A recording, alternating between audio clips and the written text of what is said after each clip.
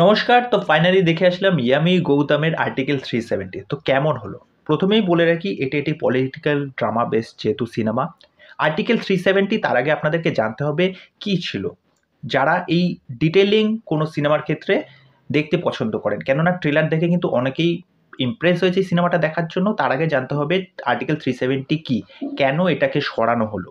তার পেছনে উদ্দেশ্য কী ছিল? আর্টিকেল 370 যখন আমাদের ইন্ডিয়ান কনস্টিটিউশনে ছিল, সেই সময় কি, কি নিয়ম কানুন ছিল? তারপর যখন সরিয়ে দেওয়া হয়, সেখানকার রাজনৈতিক এবং সামাজিক অবস্থা কী হয়েছিল? সেখানকার মানুষজনের উপর কী প্রভাব পড়েছিল?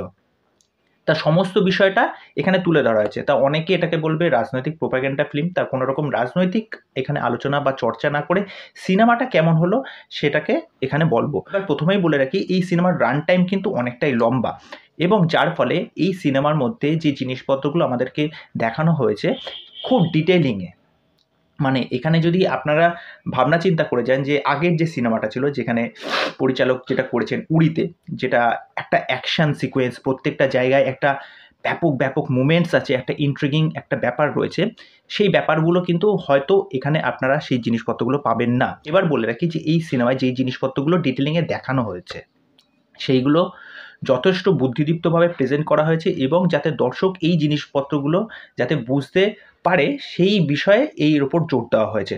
সুতরাং পেপার ওয়ার্ক বলুন বা সমস্ত গোপন তথ্য বলুন, বা কেন এটাকে সরানো হলো, এটার পেছনে উদ্দেশ্য কী ছিল, সেই জিনিসপত্রগুলো আপনারা দেখতে পাবেন। সেই জন্য এটার স্ক্রিন প্লেটা কিন্তু স্লো, যার জন্য অনেকেই হয়তো এই সিনেমাটা দেখার জন্য একটু মনে হতে পারে যে একটু বোরিং চলছে। কিন্তু যারা এই ধরনের কন্টেন্ট দেখতে পছন্দ করেন বা এই ধরনের সিনেমা দেখার জন্য আগ্রহী, তাদের এই সিনেমাটা ভাল লাগবে।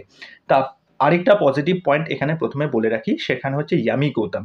ইয়ামি গৌতম হচ্ছে এখানে সবচেয়ে মানে দুর্দান্ত পারফর্মার। ইয়ামি গৌতম যখন স্ক্রিনে আসে, তার মানে সে যখন একটা দুর্দান্ত রকমের ডায়লগ দিচ্ছে, একটা বিরাট বড় টাইপের একটা মানে ইয়ামি গৌতমের একটা মনোলগ আছে, প্লাস সে যখন অ্যাকশন দৃশ্যগুলো করছে, তারপরে কিছু কিছু জায়গায় ইমোশনালস মুভমেন্ট আছে, কিছু কিছু জায়গায় অ্যাঙ্গার ইস্যু আছে, সেই জায়গাগুলো তার যে ফেসিয়াল এক্সপ্রেশন, সে যখন সেই মুভমেন্টগুলোতে যার চোখ মুখের অবস্থাগুলো, সেগুলো জাস্ট দেখবার মতো। ইয়ামি গৌতমের আমি মনে করি একজন খুব ব্রিলিয়ান্ট অ্যাক্টর। প্রিয়ামারি ক্যারেক্টারটাও এখানে খুব ভালো, খুব ডিসেন্ট কাজ করেছে, এবং অন্যান্য ক্যারেক্টারগুলো খুব ভালো কাজ করেছে।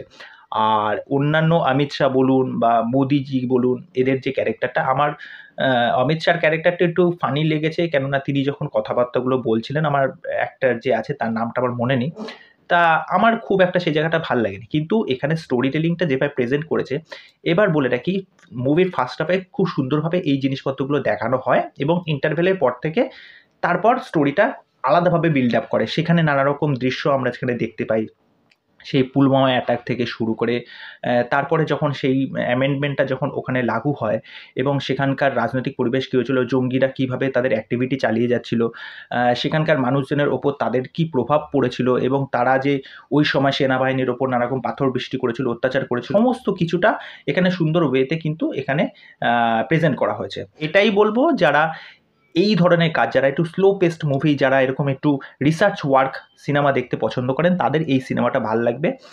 আর যারা যদি মনে করে যান যে মানে ক্ষণে ক্ষণে অ্যাকশন ধুমধাড়াক্কা এরকম বিষয়পত্র আছে, অ্যাকশন আছে, সেই অ্যাকশন জায়গাগুলো খুব সুন্দরভাবে স্টেজ করা হয়েছে, দেখতেও ভাল লাগছে, তা ওইগুলোও আপনাদেরকে ভালো লাগবে।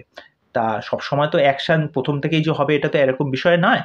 তা ওভারঅল সিনেমাটা দারুণ হয়েছে, আমার তো দারুণভাবে ওয়ার্ক করেছে, এবং ওটাই বললাম, যারা এরকম ধরনের কাজ দেখতে পছন্দ করেন তারা অবশ্যই যান, গিয়ে সিনেমাটা দেখুন, গিয়ে আপনাদের মতামত আমাকে অবশ্যই জানাবেন।